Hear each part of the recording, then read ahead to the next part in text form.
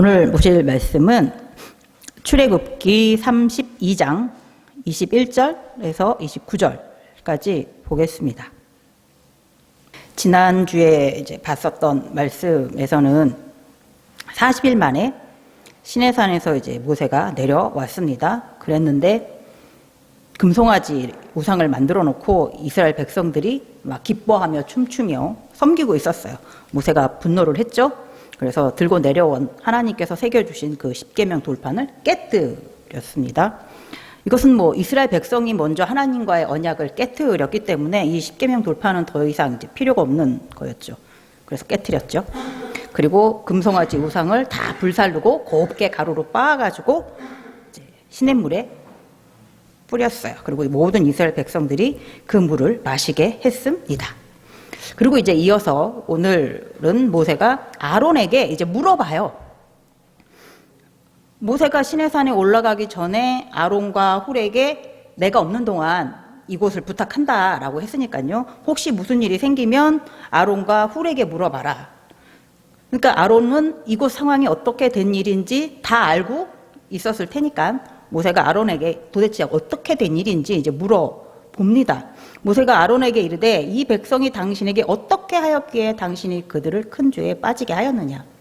형님, 제가 시내산 올라가기 전에 이스라엘 백성들한테 무슨 일이 있으면 잘 해결하라고 그렇게 말하고 올라갔었는데 도대체 이게 무슨 일입니까? 이 이스라엘 백성들이 지금 금송아지 우상을 만들어 놓고 섬기고 있는 이 상황이 도대체 어떻게 된 일입니까? 형님, 뭐 하셨습니까? 이렇게 물어볼 수 있죠? 예. 아론이 대답을 이제 합니다. 22절에서부터 24절까지 다시 한번 같이 읽어보겠습니다. 아론이 이렇게 대답을 했습니다. 아론이 이르되 내 주여 노하지 마소서. 이 백성의 악함을 당신이 아나이다. 그들이 내게 말하기를 우리를 위하여 우리를 인도할 신을 만들라. 이 모세 곧 우리를 애굽 땅에서 인도하여낸 사람은 어찌 되었는지 알 수 없노라 하기에 내가 그들에게 이르기를 금이 있는 자는 빼내라 한즉 그들이 그것을 내게로 가져왔기로 내가 불에 던졌더니 이 송아지가 나왔나이다. 아론이 하는 말은 이거예요. 나한테 화내지 마십시오. 모세가 딱 봐도 화가 나 있으니까요. 형한테도 화난 목소리로 물어봤겠죠. 나한테 화를 내지 마십시오. 이것은 다 이스라엘 백성들이 악해서 그런 겁니다. 그건 당신도 알지 않습니까? 그렇죠? 물론 모세도 알죠. 하나님께서도 이미 앞에 32장 9절에서도 말씀하셨죠. 이스라엘 백성들은 목이 뻣뻣한 자다. 목이 곧은 자들이다. 하나님 앞에 교만한 자라고 악한 자라고 하나님께서도 말씀을 해주셨고 모세도 출애굽하는 과정에서 이미 이스라엘 백성들이 하나님 앞에 어떻게 했는지를 많이 겪어봤었죠.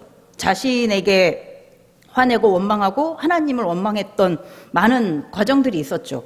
홍해 앞에서도 물론 그랬고요. 홍해 바다가 놓였는데 애굽 병사들 쫓아오니까 도대체 우리가 여기서 죽게 하려고 이런 것이냐, 왜 우리를 여기 데려왔느냐, 그때서부터 홍해 건너고 난 다음에 마라에서는 마실 물이 없으니까 그때도 원망을 했었고, 또 마라 지나간 다음에는 이제 배고프다고 고기 먹고 싶다고 막 또 불평불만 하나님을 원망했을 때 하나님께서 이제 만나와 메추라기를 먹여주셨고, 그 다음에 또 이제 르비딤 도착했을 때 또 이제 마실 물이 없다고 죽게 됐다고 우리가 다 여기서 죽이려고 데려왔느냐 하면서 모세와 하나님을 원망했었죠. 그런 걸 다 이제 모세도 겪었기 때문에 이스라엘 백성들이 악하다는 건 모세도 충분히 경험을 해서 알고는 있는 상황입니다. 그러니까 아론도 그거를 알기 때문에 이제 모세한테 그렇게 말을 하는 거죠. 알고 있지 않습니까? 모세, 당신도 이스라엘 백성들이 얼마나 악한 것인지 알고 있지 않습니까? 그들이 나한테 그랬다. 우리를 인도해낸 신을 만들어라고 막 그랬다. 그래서 나도 어쩔 수 없어서 이제 금 가져와라 했는데, 그래서 그들이 금을 가져왔다. 그래서 그 금을 나는 그냥 불에 던졌을 뿐인데 뿅 하고 송아지가 이렇게 튀어나왔다. 이제 이렇게 말을 하는 거예요. 아니죠. 자기가 이제 직접 다듬지는 않았겠지만 그걸 만들 줄 아는 사람한테 시켰겠죠. 아론이 그렇게 했다라는 건 직접 이제 금을 받고 조각칼로 새겨가면서 그렇게 금송아지 우상은 만들어졌습니다. 금덩어리를 불에 던졌더니 금송아지가 뿅 하고 나타나지는 않았어요. 자, 모세는 과연 이 아론의 말을 믿었을까요? 아론은 지금 완전히 자기를 변명하고 있어요. 자기 잘못은 없다. 이스라엘 백성 때문에 내가 어쩔 수 없이 이렇게 했다. 책임을 전가시키고 있죠. 25절에 보면 모세가 본즉 백성이 방자하니 제멋대로인 거죠. 하나님을 두려워하지 않고. 이는 아론이 그들을 방자하게 하여 원수에게 조롱거리가 되게 하였음이라. 이스라엘 백성을 애굽에서 구원해낸 하나님이 금송아지 다 가루로 빻아가지고 싹 사라지는 이런 금송아지 이 정도의 존재라고 생각하고 섬겼다라는 것이 주변의 다른 이방인들에게 소문이 난다? 이건 진짜 조롱거리밖에 안 되는 사건이죠. 그렇기 때문에 이런 일을 일으킨 것은 이스라엘 백성들이 악한 것도 사실이지만 이스라엘 백성들이 이렇게 방자하게 된 것은 아론이 그들을 방자하게 하여, 그러니까 아론의 책임도 당연히 있다. 그죠? 모세가 아론의 말을 다 믿지는 않았습니다. 아론의 잘못을 알고 있었어요. 근데 아론이 한 그 변명들을 보면은 조금 너무 유치한 것 같아요. 모세가 지금 금송아지를 봤죠. 그래서 그걸 다 이제 가루로 빻아가지고 이제 맛있게 하기는 했지만, 이제는 안 남아있지만, 어쨌든 금송아지를 봤어요. 그러니까 모세는, 이 금송아지 만드는 과정까지는 모를 거라고 생각했을 수도 있어요, 아론은. 와서 내려와 보니까 금송아지가 있었으니까요. 그러니까 아론의 생각은, 모세가 이 금송아지가 어떻게 만들어졌는지는 모를 테니까, 대충 이렇게 둘러대면 나는 좀 봐주지 않을까? 이스라엘 백성들이 약하다는 건 모세도 이미 알고 있었으니까 다 이스라엘 백성 책임이라고 모세가 믿어주지 않을까? 그러니까 이렇게 불에 던졌는데 금송아지가 뿅 나왔다, 이런 변명을 할 수 있었겠죠? 모세는 금송아지만 봤으니까요. 어떻게 만들어진 과정은 모른다고 생각을 한 거죠. 그 말은 즉슨 아론은 하나님께서는 이 모든 과정을 보고 계셨다라는 생각을 하지 않은 거죠. 모세는 사람이니까 눈으로 못 봤지만 하나님께서도 못 봤다라고 생각을 했기 때문에 하나님도 그때는 시내산에만 계셨다라고 생각을 한 거죠. 그때 모세하고 시내산에만 있었기 때문에 이 밑에서 우리가 지금 금송아지를 어떻게 만들었는지 모르실 거라고 생각을 했기 때문에 이렇게 모세 앞에 변명의 말을 하게 된 거죠. 그 말은 하나님께서 모든 것을 알 수 없으실 수도 있구나. 하나님의 능력을 좀 무시한 것? 하나님을 두려워하지 않는 그런 방자한 마음이 아론에게도 있었던 것입니다. 아론이 아주 잘못한 거죠.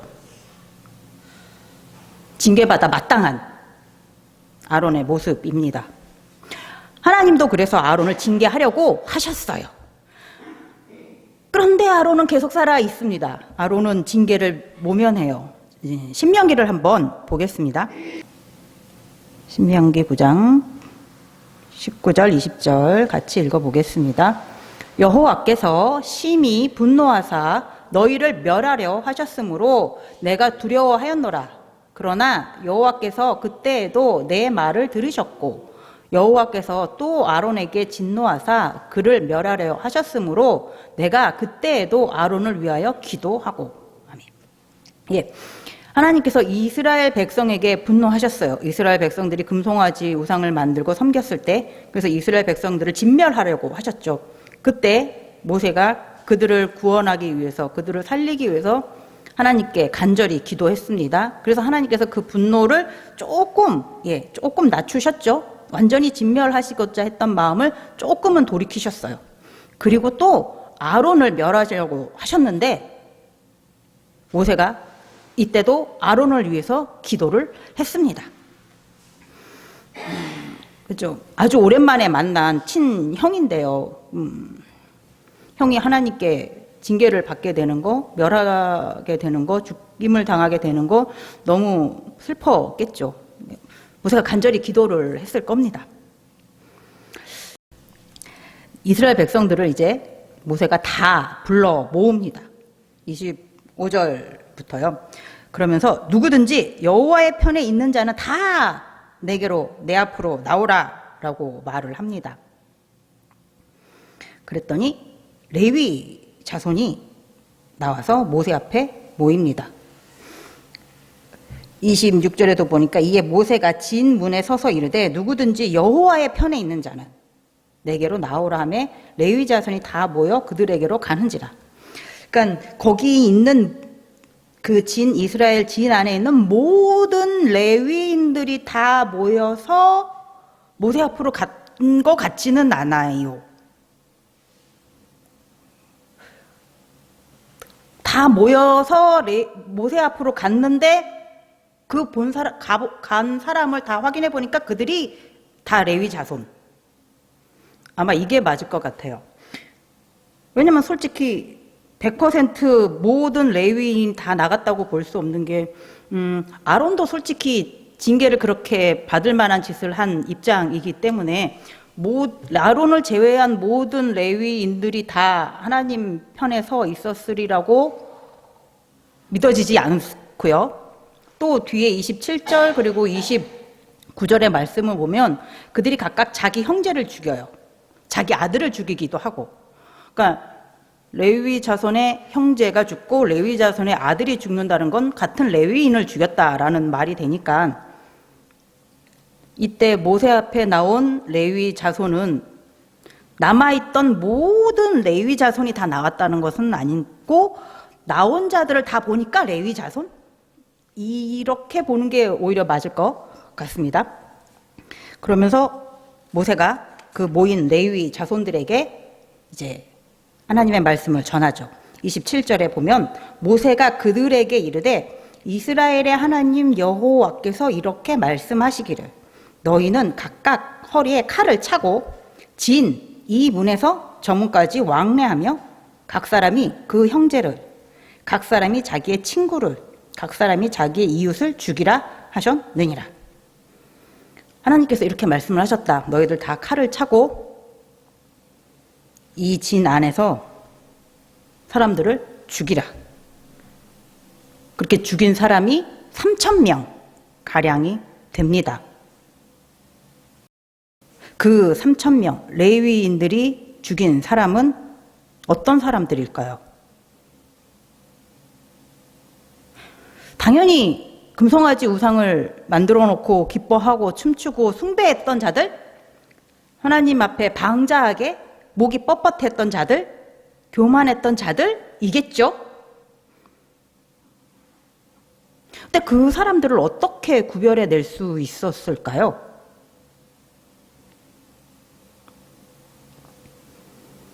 모세 앞에 나왔었던 그 레위 자손들은 이 자기들이 죽여야 된다고 생각했던 하나님 앞에 방자하게 했던 금송아지를 만들어서 섬겼던 그 이스라엘 백성들, 그 3,000명가량 되는 그 이스라엘 백성들을 쫙 미리 다 보고서 다 얼굴을 정확하게 기억하고 있었을까요? 막 레위 자손들이 이제 칼 빼들고 이제 죽이려 이제 갈 때 막 달리기 잘하는 사람은 막 도망갈 수도 있잖아요. 막 잘못 봤다고 난 아니라고 그거 나랑 닮은 누군가를 잘못 봤다고 하면서 자기는 아니라고 막 우길 수도 있고요.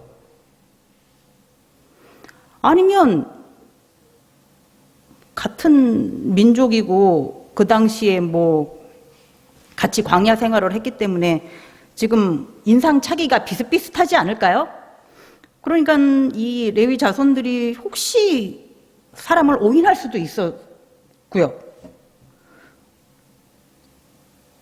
이 하나님과의 언약, 이 계약을 위반한 사람들, 하나님을 배신한 이 사람들, 하나님 앞에 방자하게 한, 하나님 앞에 목이 뻣뻣한, 교만했던 이 이스라엘 백성들, 금송아지 우상을 섬긴 그들은 반드시 징계를 받아야지 되죠. 그러니까 꼭 죽어야지 될 사람이 죽어야지 되는 건데, 엉뚱한 사람이 죽으면 안 되는 건데 어떻게 구별해 낼 수가 있었을까요? 하나님께서 어떤 표시를 주시겠죠? 어떻게 하셨을까요? 예를 들어 민수기를 한번 보겠습니다. 민수기 5장 23절, 24절, 그리고 27절 이렇게 한번 보겠습니다. 제사장이 저주의 말을 두루마리에 써서 그 글자를 그 쓴 물에 빨아 넣고 여인에게 그 저주가 되게 하는 쓴 물을 마시게 할지니 그 저주가 되게 하는 물이 그의 속에 들어가서 쓰리라. 그 물을 마시게 한 후에 만일 여인이 몸을 더럽혀서 그 남편에게 범죄하였으면 그 저주가 되게 하는 물이 그의 속에 들어가서 쓰게 되어 그의 배가 부으며 그의 넓적다리가 마르리니 그 여인이 그 백성 중에서 저주거리가 될 것이니라. 아멘. 이거는 아내가 남편 말고 다른 남자를 만났다라고 의심받을 때 하는 재판 상황이에요. 그럴 때 이 의심받고 있는 이 여자는 제사장이 쓰는 저주의 말을 적은 그 두루마기를 빠른 물을 마셔요. 그랬을 때 진짜로 이 여자가 남편을 배신하고 다른 남자를 만났다면 저주가 그 여자에게 들어가는 거죠. 배가 쓰게 되고 다리가 마르게 되고 배가 이렇게 붓게 되는 거예요. 이게 뭐 다리가 마르는 게 뭐 요 정도에서 살짝 요 정도는 아니겠죠? 이 정도라면 쫙 마르고 그렇죠? 배가 이렇게 살짝만 이렇게 나오는 게 아니라 이만큼 나오는 게 티가 확 나는 그런 상황이겠죠? 예, 그렇게 된다라는 거예요. 이 여자가 정말 남편을 배신했다면. 그런데 그 의심받는 여자가 그 두루마리, 저주의 말이 적혀있는 두루마리 빤 물을 마셨지만 이 여자가 남편을 배신하지 않았어요. 억울하게 의심만 받은 거예요. 하지만 그 물을 마셨어요? 그러면 그 여자에겐 아무런 일이 안 일어나는 거예요.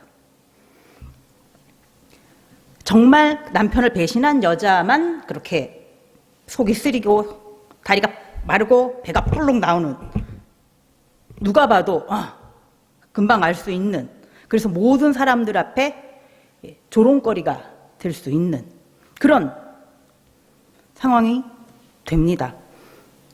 하나님께서 이런 말씀을 나중에 남겨주신 거로 봤을 때 이 사건은 먼저 있는, 출애굽기 사건은 먼저 있는 거지만 하나님만을 믿고 섬기겠다고 약속한, 맹세한 이스라엘 백성들이 이제 우상을 만들어서 섬겼어요. 하나님을 배신한 거죠. 하나님에 대한 믿음의 정절을 지키지 않은 것이죠. 모세가 금송아지 우상을 가루로 만들어서 물에 뿌렸는데 그 물을 모든 이스라엘 백성들이 다 마셨습니다. 그 민수기에선 의심받는 그 여자가 저주의 글씨를 빤 두루마리의 그 물을 마신 것처럼 여기 오늘 출애굽기에서는 금송아지 그 우상 가루를 탄 그 물을 모든 이스라엘 백성들이 마셨어요. 그래서 민수기 5장의 그 말씀대로 어쩌면 하나님을 배신하지 않은 자와 하나님을 배신한 자의 어떤 차이가 일어났을 수도 있죠. 하나님을 배신한 자는 그 민수기 5장에서의 그 여인처럼 다리가 진짜 마르고 배가 불룩 이렇게 나오는 그 상황처럼 되었을 수도 있고, 아니면 또 다른 방법으로도 하나님께서 하나님 앞에 정결했던 자와 하나님 앞에서 정결하지 못한, 부정했던 자, 부패했던 자, 하나님 앞에 방자했던 자를 반드시 어떻게 구별을 하셨을 겁니다. 그래서 레위 자손들이 칼로서 하나님 앞에 징계받아 마땅한 자들을 징계하도록 하셨을 것입니다. 레위 자손들, 모세 앞에 나아갔던 그 레위 자손들은 자기 아들을, 자기 형제를, 자기의 이웃을 죽였어요. 그렇게 하나님께 헌신했습니다. 그렇게 하나님 편에 섰습니다. 그래서 29절에 모세가 이르되 각 사람이 자기의 아들과 자기의 형제를 쳤으니 오늘 여호와께서 헌신하게 되었느니라. 그가 오늘 너희에게 복을 내리시리라. 그렇게 하나님 편에 선 자, 하나님 앞에 헌신한 자, 자기의 아들을, 자기의 형제를, 자기의 이웃을, 자기의 친구를 그들의 편에 서지 않고 하나님 편에 선 자들에게 하나님께서 복을 내리신다고 말씀하셨어요. 자기 아들 편에 서지 않는 것, 자기 형제 편에 서지 않게, 자기 이웃 편에 서지 않고 하나님 편에 선다는 거, 하나님 편에서 하나님께만 헌신한다는 거, 이건 쉬운 일은 아닐 겁니다. 하지만 하나님께서는 기뻐하시는 일이시죠. 하나님께서 그래서 그들에게 복을 주신다라고 하셨습니다. 예수님께서도 이렇게 말씀을 해주셨어요. 마태복음 10장 34절에서 37절을 같이 한번 보겠습니다. 내가 세상에 화평을 주러 온 줄로 생각하지 말라. 화평이 아니요 검을 주러 왔노라.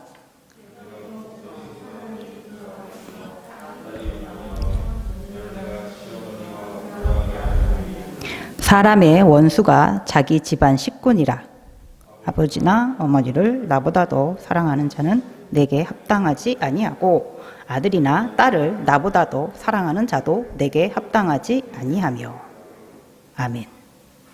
네, 예수님도 검을 가지고 오셨다고 하십니다. 레위 자손들은 자기 아들보다, 자기 형제보다, 자기 이웃보다 하나님을 선택했습니다. 하나님 편을 선택했습니다. 하나님을 사랑합니다. 하나님께 헌신하는 자들로 하나님 앞에 나았습니다. 자, 그러면 우리는요? 우리는 누구 편이죠? 우리는 누구를 더 사랑하십니까? 마태복음의 말씀에 비추어 봤을 땐 아버지와 어머니를 더 사랑하세요? 아니면 하나님을 더 사랑하세요? 아들과 딸을 더 사랑하세요? 아니면 하나님을 더 사랑하세요?